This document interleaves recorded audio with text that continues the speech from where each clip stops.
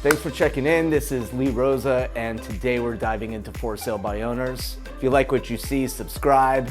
Thank you, and let's dive in. Here's my favorite reason, number 4, why a for sale by owner would sell on their own or want to try to sell on their own. Why they would put a sign in the yard, because they're testing the market. In other words, they know agents will call.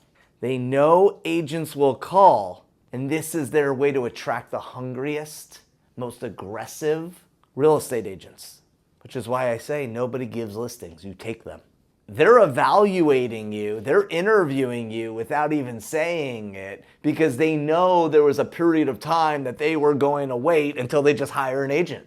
So what strategies? What is your connection? What is your plan? What is your marketing? What is the way that they observe you through the weeks until they end up hiring an agent?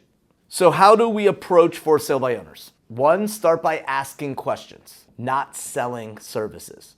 Come from curiosity. What made you decide to sell on your own? What made you decide to sell on your own? What's your biggest concern about the process? And have you set a deadline? Have you set a deadline for selling? Or are you waiting for the right offer? Number 2, acknowledge them. Acknowledge their perspective. Don't make them wrong. Don't fight them. If you fight them, they will shut down. Instead, validate them. Make them right.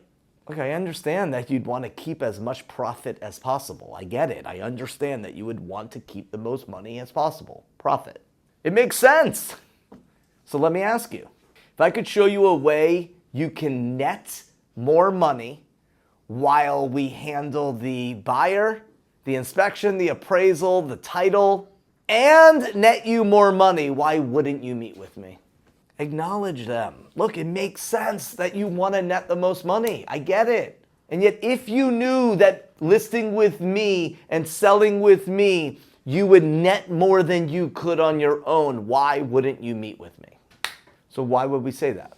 How can you guarantee? Because I'm going to sell your damn home. And right now you're the highest bidder on your home. Because if you don't sell, you net 0. When you list with me, you will net whatever's on the net sheet. This is what you're going to net, which is more than you are right now because you haven't sold, and we're going to handle all of this. Number 3, educate with data, not opinions. If you knew that your home would be worth significantly less in 30 months from now, would you reconsider? Well, why would you say that? I'm so glad you asked. There are 2 statistics that professionals like me track. May I share them? Month supply of inventory and absorption rate. Would you like to know more? Month supply of inventory says how many months it'll take to sell what's currently on the market if no other homes come on the market. And currently we're at 8 months of inventory with what is on the market, which means if no other homes come on the market, it will take 8 months to sell. Now, a balanced market is 5.5, which means we're 90 days over balance. So we have to adjust prices to absorb the inventory. And currently, even the best homes aren't being absorbed. So the market, I'm the messenger of the market, is telling us that all prices are about to adjust and are adjusting to sell. So my question, I guess, is how much time would you take before you would hire me? Educate with data, not opinions. Absorption rate. Here in Sunny Isles, we have an 8% absorption. That means that 92 out of 100 units in Sunny Isles don't sell per month. How can you assure that you could be one of the 8 out of 100 versus someone like me who sells 6 a month? How much time would you take before you would let our marketing team and our program help you move to blank? Number 4, and that's recognize that they're evaluating agents, even if they don't say it. They expect agents to reach out. Whose scripts are better? Whose dialogues are better, theirs or yours?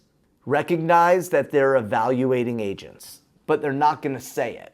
They're not going to say, hey, I'm so glad you called me. I was waiting for agents to call me. So think of this like this question in your mind. Who's going to show me, they're asking, who's going to show me They have what it takes to sell my home. And it goes back to insight, understanding the market, insight, strategy, my marketing plan, and being clear in your plan, being able to articulate it. All right, so 4 strategies with FSBOs.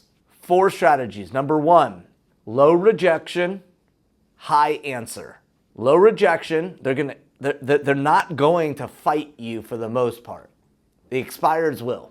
And more people will answer the phone because they put their cell phones on the advertisement. So they're gonna answer the phone because they think that you're a buyer. Number 2, follow-up is your weapon.